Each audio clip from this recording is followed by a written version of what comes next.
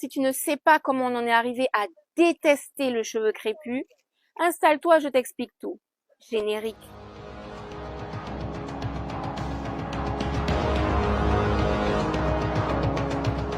Bienvenue sur Afrique Résurrection, je suis Safia Njaila, chercheuse en histoire et culture africaine. Dans la chronique précédente, je t'expliquais la valeur du cheveu dans les sociétés africaines et notamment son caractère identitaire.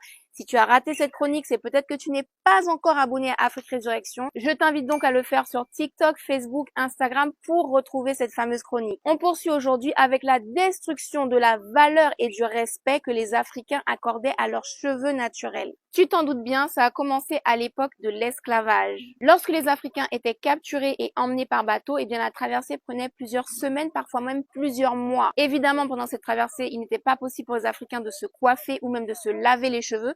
Donc ils arrivaient à destination avec les cheveux complètement emmêlés lorsqu'ils étaient longs. Les coiffures étaient détruites et surtout les cheveux sentaient la sueur, le sang, parfois même le vomi et l'urine. Donc à l'arrivée, quasi systématiquement, les Africains avaient les cheveux rasés par les esclavagistes. La première raison, c'était pour se débarrasser des mauvaises odeurs et de l'aspect emmêlé. Mais la deuxième raison qui était tout aussi importante, c'était pour annuler le caractère identitaire du cheveu, de sorte que sur les plantations, les Africains ne puissent pas reconnaître entre eux qui était prince, qui était chef de guerre, de sorte que les personnes qui avaient une autorité en Afrique ne puissent pas reconstituer cette autorité dans les plantations et donc organiser des révoltes ou des évasions. Et c'est pour empêcher la reconstruction de ces identités que les esclavagistes ont continué de ridiculiser et de dénigrer le cheveu crépus pendant des siècles. Même après l'esclavage, les Blancs ont continué de détruire la réputation du cheveu crépus avec notamment beaucoup de caricatures. Ces caricatures se retrouvaient dans les publicités de l'époque, dans les scènes de théâtre. Et du coup, jusqu'à très tardivement, eh bien, le cheveu crépus a eu cette réputation de cheveux sales, de cheveux laids et de cheveux non professionnels. Mais sur cet aspect aussi, les Africains ont prouvé qu'ils sont invincibles. Donc,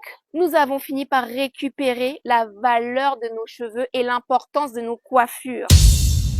Retrouve la suite dans la prochaine chronique, donc abonne-toi à Afrique Résurrection sur TikTok, Instagram, YouTube et Facebook. À très vite.